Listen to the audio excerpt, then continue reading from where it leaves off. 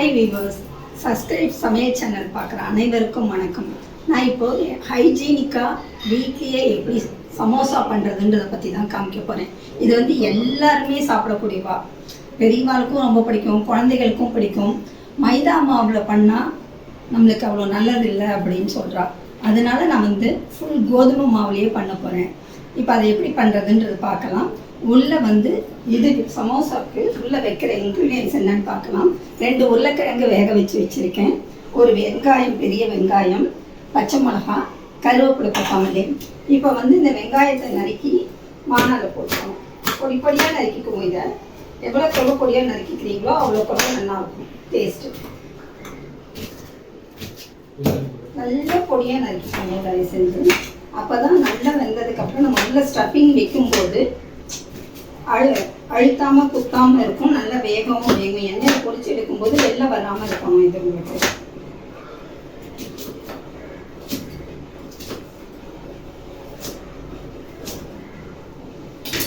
இப்போ வானலில் ஒரு 5-6 ஸ்பூன் எண்ணெய் விட்டுக்கிறேன்.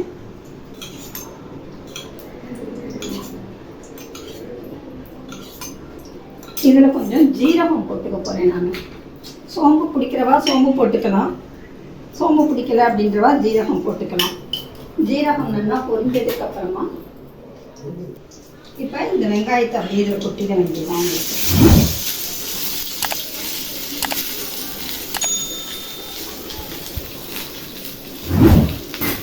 இதை வந்து நல்லா வதக்கிக்கணும். நல்லா ப்ரௌன் கலராக ஆகணும் இந்த வெங்காயம். இதில் கொஞ்சம் உப்பு போடுறேன்.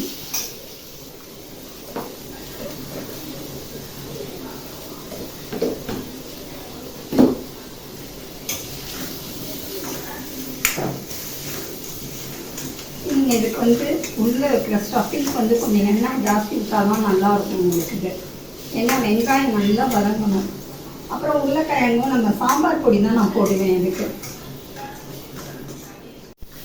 இப்போ பாருங்க, நல்லா கோல்டன் ப்ரௌனில் வந்துருக்கு வெங்காயம்.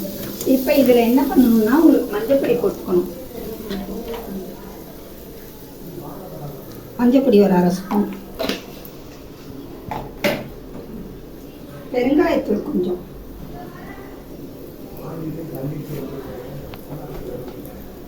அதே போல் நம்ம சாம்பார் மிளகாத்தூள். சரக்கு மிளகா அப்படி போட்டாலும் போடலாம். ஆனால் இங்கே சரக்கு மிளகா அப்படி போட்டால் இவங்கெல்லாம் காரம் ரொம்ப இருக்கும்பாங்க. அதனால் நான் வந்து சாம்பார் பொடியை போட்டுக்குவேன். உங்களுக்கு வேணும்னாக்க சரக்கு மிளகா அப்படி போட்டுக்கலாம், காஷ்மீர் சில்லியும் போட்டுக்கலாம், ரெட் சில்லியும் போட்டுக்கலாம். இதோட ஒரு 1/2 பச்சை மிளகாயும் வதக்கத்துக்கு போட்டுக்கலாம். இப்போ பாருங்கள், இந்த உருளைக்கிழங்கு வந்து நல்லா மசிச்சுக்கணும். உங்களுக்கு நல்லா மசிச்சு போட்டணும். இதில் வெங்காயம், பச்சை மிளகாய், மஞ்சப்பொடி, உப்பு, சாம்பார் தூள் எல்லாத்தையும் போட்டு வதக்கிக்கிறேன். இப்போ நான் வேக வச்ச 2 உருளைக்கிழங்கு இதில் சேர்க்குறேன். இது சமோசாவுக்கு உள்ள ஸ்டஃப் பண்ணுறதுக்கு ரெடி பண்ணிட்டேன்.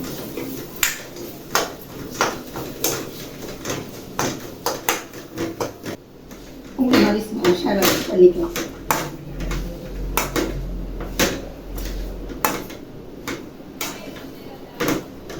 இப்போ சில உருளைக்கிழங்குலாம் என்னென்னா கொஞ்சம் ஹார்டாக இருக்குது. என்னதான் வேக வச்சாலும் வேகாத மாதிரி தெரியுது. அதுக்கு இதை வச்சு நீங்கள் ஸ்மாஷ்லாம் பண்ணிட்டீங்கன்னாக்க எல்லாம் ஒன்று போல் ஆகிடும்.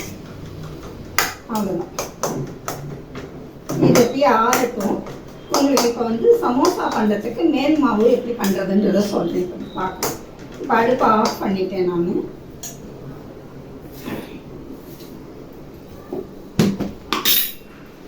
மேல் மாவு பண்ணுறதுக்கு 200 கிராம் கோதுமை மாவு எடுத்துட்டுருக்கேன். அதுக்கு தேவையான உப்பு, கோதுமை மாவுக்கு தேவையான உப்பு, இதை நல்லா மிக்ஸ் பண்ணிக்கணும். உங்களுக்கு நல்லா மிக்ஸ் பண்ணிவிட்டு கொஞ்சம் கொஞ்சமாக நம்ம சப்பாத்தி மாவு எப்படி பிசைவோமோ அதே மாதிரியே பிசைஞ்சிக்கலாம்.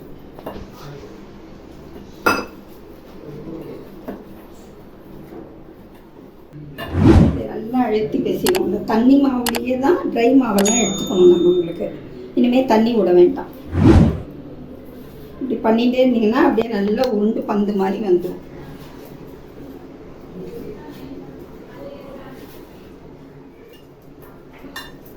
இப்போ இதில் மேலே கொஞ்சம் 2 ஸ்பூன் எண்ணெய் விட்டுக்கலாம். ஏன்னா மேலே காயாமல் இருக்கிறதுக்காக எண்ணெய் விட்டு ஊற்றி வச்சுக்கணும்.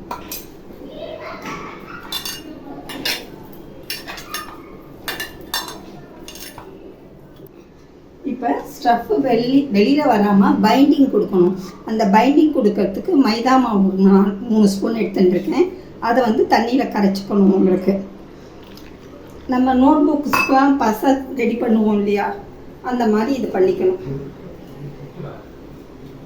இது போட்டிங்கன்னா இது ஸ்டஃப் வந்து வெளில வராது, கோதுமாவும் பிரியாமல் இருக்கும்.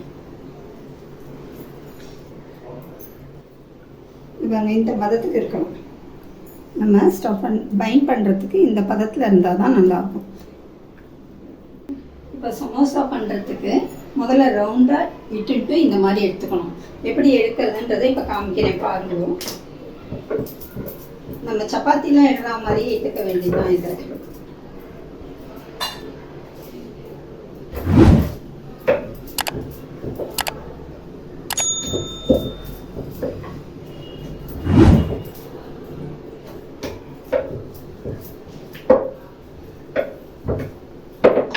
என்ன பண்ணணும்னா நீட்டர் ஷேப்பில் கட் பண்ணிக்கணும். அதை இப்படி கட் பண்ணிட்டுறணும். இப்போ இதை எப்படி பண்ணணும்னு கேட்டிங்கன்னா, அந்த பாருங்க, இப்படி ஒரு வீ போட்டுக்கோங்க, இதை இப்படி ஒரு வீ போட்டுக்கோங்க,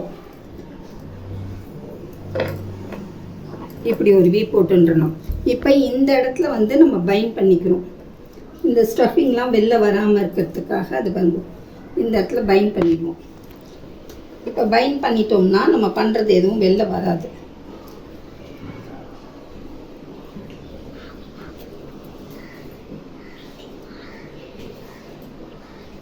இப்போ இந்த குழிவுக்குள்ளே நம்ம வந்து ஸ்டஃப் வைக்க போகிறோம்.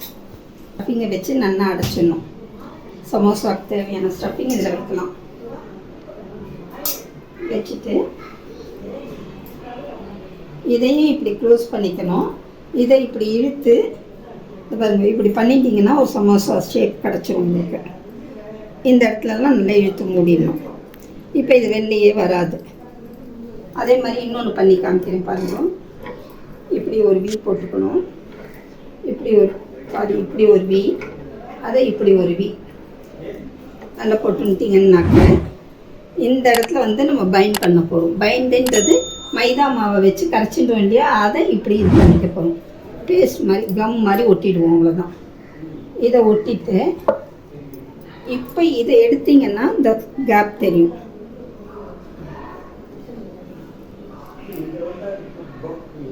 இந்த கேப்பில் தான் நம்ம ஸ்டஃபிங் பண்ண போகிறோம்.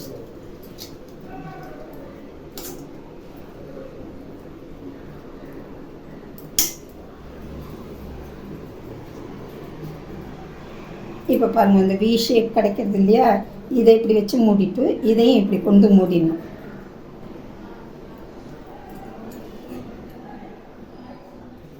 இப்போ இதை எப்படி பொரிக்கிறதுன்றதை காமிக்கிறேன் பாருங்க. எப்படி பொரியறதுன்றது பாருங்க. கொஞ்சம் கோல்டு கலர் வந்ததும் தேய்த்து விடலாம்.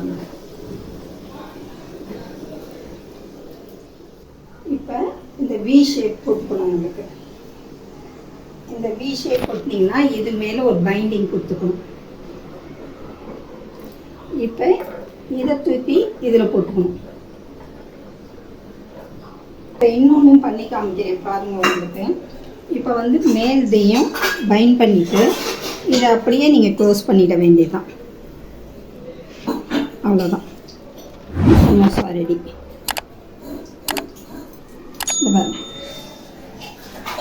நம்ம ஹெல்த்தியாக சாப்பிட்லாம் வீட்லேயே பண்ணி. இப்போ பாருங்கள், நல்ல கோல்டு ப்ரௌன் கலரில் வந்துடுது உங்களுக்கு. சமோசா ரெடி. நம்ம வீட்லேயே ஈஸியாக பண்ணலாம். உங்களுக்கு டேஸ்ட்டும் நல்லாயிருக்கும். இப்போ நீங்கள் கடையிலலாம் வாங்கினீங்கன்னா எண்ணெய் பண்ணினது மேலேயே விட்டு இந்த ஆயில்லையே பண்ணுவாங்க. இது நம்ம கொஞ்சமாக வச்சாலும் ஃப்ரெஷ் ஆயிலில் போட்டு சாப்பிட்டோம்னா ஹெல்த்தி. மைதா மாவு கிடையாது, கோதுமை மாவுலேயே பண்ணியிருக்கேன். இது உங்களுக்கு வீட்லேயே ஈஸியாக எப்படி சமோசா பண்ணலான்றதை கற்றுக் கொடுத்துருக்கேன். எல்லோரும் பண்ணி பார்த்துட்டு டேஸ்ட் பண்ணிவிட்டு எனக்கு கமெண்ட் பண்ணுங்க. பாருங்க, கடையில் இருக்கிற மாதிரியே சமோசா ரெடி ஆகிடுது. தேங்க்யூ.